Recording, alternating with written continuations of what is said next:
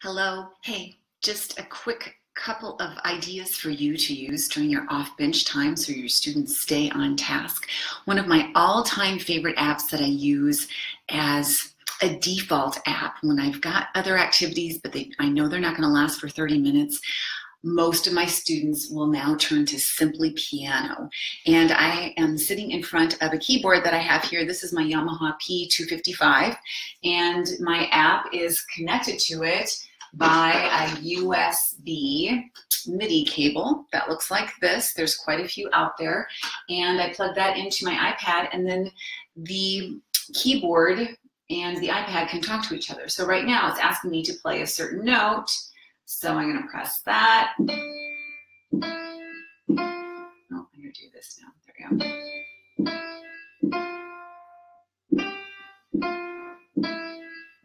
So the reason why students like this so much is that they go through a number of different screens that are teaching them different things, and then they actually get to play along with a fun backing track. So it's a tutorial and mixed with a whole bunch of pop tunes at the same time. So most of my students really can't get enough of this app, and I have to tear them away from it. And it really helps their reading skills too. It introduces chords quite quickly, and they're not always chords in root position. A lot of times they're going to be in inversions, which they don't even really use that term, but the students play them because they want to get to play along with these different tunes.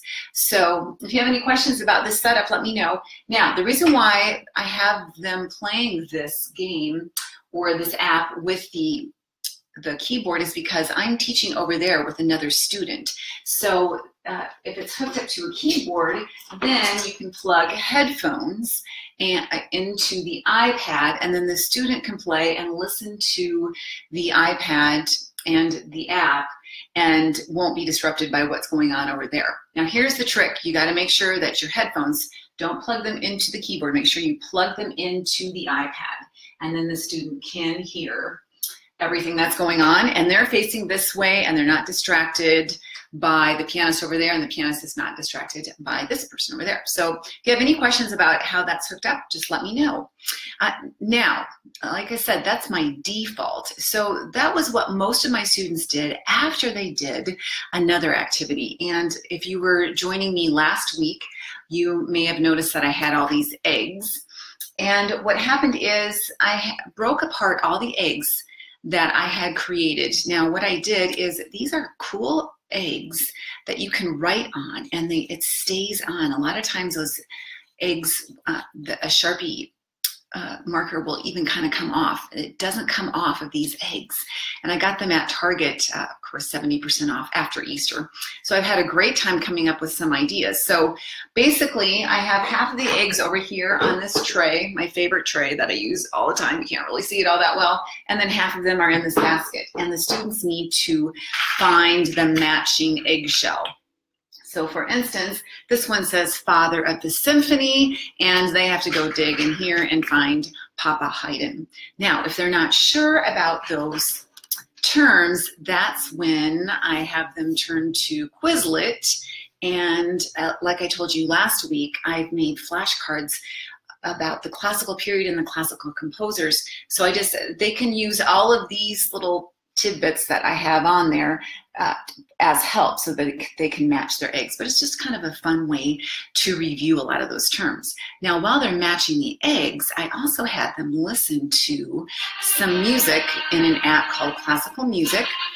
And I picked out all the ones on this app. It's a limited amount, but there's like 100 tunes in here. But I found all the ones that were composed by classical composers, and then they had to listen to each one of these. And I picked only orchestral pieces just so that they would have a chance to just hear some of those pieces that they wouldn't necessarily hear in a piano studio. And after they listened to a snippet of each one of them, then I have a whiteboard over there, and they had to write down their favorite number. Miss Leela likes number 25, which I believe, yes, that's the Emperor Concerto Piano Concerto by Beethoven. So that was just kind of a fun way to see what everybody likes the most. But most of these tunes they had heard before somewhere. So it was neat for them to know that, oh, they come from the classical period and they were composed by either Mozart, Beethoven, or Haydn. And as a tidbit to that, One week I had students read the stories about Mozart and Beethoven from a book called Lives of the Musicians. And it's just kind of a fun book. It tells really interesting facts, including, let's see, Mozart proposed to Marie Antoinette when he was 7 years old. That's what everybody remembered from this book. So that's a nice little time filler as well. If you've run out of things for them to do for 30 minutes, have a book ready to go that applies to whatever you may be talking about. Now, my older students who are a little bit beyond the Simply Piano, they and I have been talking about modes. And I'd like to talk about modes more than I am, but we're not getting a lot of chance. But they do know now the Aeolian and the Ionian, the major and the minor, and they're getting to know the Dorian and the Phrygian, and they're learning how those are created. And what I did is I went into an app called Tenuto, and I created, or I customized activities that would challenge them to know the difference between all of those. And really, this is not an easy thing to do. It really messes with your mind after a while. But right here, you have to decide what scale that is. So you can see right there that that would be the Dorian. And then you just have to enter it, and then it plays it for them. So then that would be the Aeolian. And then that looks like that would be the major. Okay, so just a nice way for them to review those things right there. Then what gets a little bit harder is the scale construction, where they have to create C Dorian. That takes a little bit of a mind twist. And that's when I have some things ready to go. Number one, Tim Topham has a great little handout about the piano modes worksheet. But more importantly is they have this ready to go, because what they need to do is do one of two things. They can either think, what's a C minor scale, and raise the 6th scale degree, or think about what is C the second, what scale is C the 2nd degree, and since Dorian is the 2nd mode. So it happens to be the 2nd degree in the B flat major scale. So if I add an E flat and a B flat, I have now created C Dorian, and I'm going to submit my answer. Whew, I got it right. Okay, so those are some instructions or ideas for you to use in your studio during off-bench time, so your students stay on task. Let me know if you have any questions. Hey, Andrea, thanks for dropping by. And I'm going to keep doing this. Please let me know if this is helpful.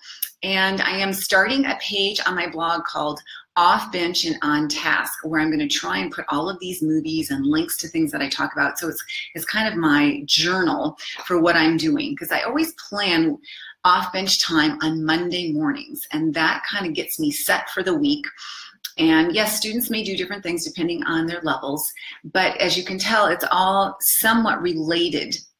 And especially when I get to the historical things, I can really make that appropriate for any age level. So I hope that was helpful. I hope you have a great weekend. Thanks, Donna, for your thumbs up. And again, let me know if you have questions. I'll put some links in the comment section for you to learn more about the things that I talked about. All right, take care. Bye.